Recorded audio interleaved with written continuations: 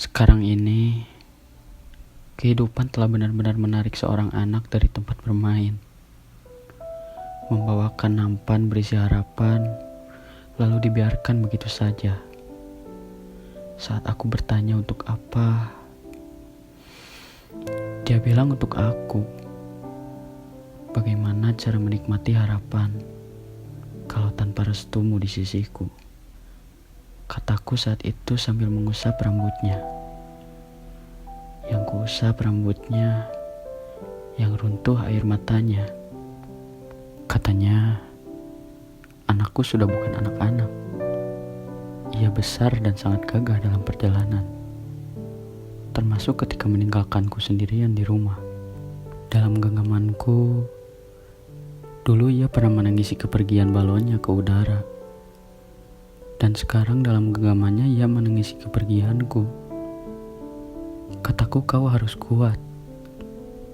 Rumah ini masih menjadi tempat nyaman untuk pulang. Menjadi dewasa bukan alasanku untuk pergi di bawah mimpi. Dewasaku adalah tentang aku, membuatmu tersenyum di masa senja, dan duduk manis di depan teras dengan teh hangatmu. Katamu dulu, aku ini tangguh. Anak kecil yang paling pintar di kelasnya. Yang selalu kau lihat hasil karyaku.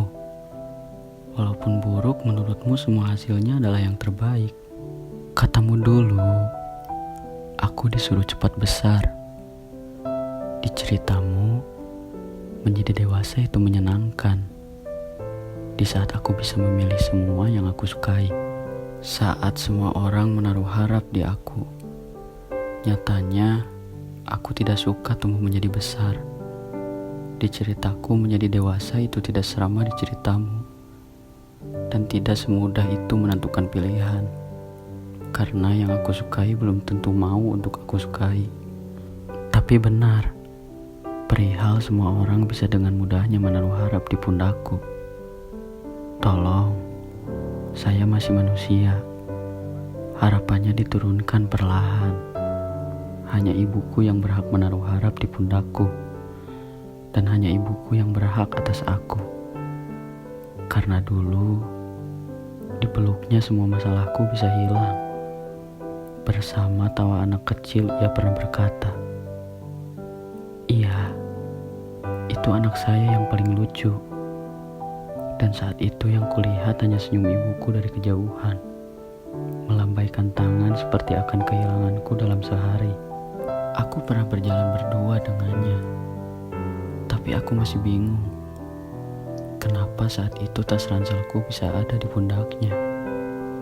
Lalu aku sibuk berlarian tanpa kenal lelah. Dan ternyata ibuku kuat.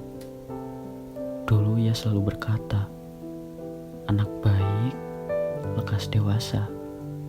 Anak pintar, lekas bahagiakan aku. Perlahan waktu menjawabnya, Bu. Ibuku tadi dibawa menua oleh waktu. Sedangkan anakmu masih terdiam merenung tanpa daya. Seolah aku ingin berkata, lalu harus apa lagi yang aku perbuat? Rangkaian kegagalan tidak semudah di ceritamu. Katamu, kau akan baik-baik saja saat ku tinggal pergi.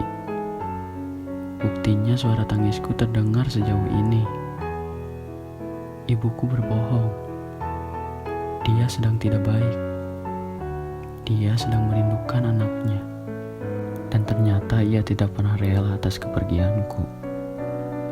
Bu, pergiku karena mimpi. Ada hal besar yang harus kusuguhkan di masa tuamu. Bukan tentang harta. Semua ini tentang pencapaian. Karena aku belum cukup untuk kau banggakan. Dan aku sedang berusaha untuk itu. Pesanku hanya satu. Tolong, jangan pernah berbohong perihal kesehatanmu ya. Karena aku tidak mau kehilangan matahari saat sedang kencang-kencangnya aku berlari.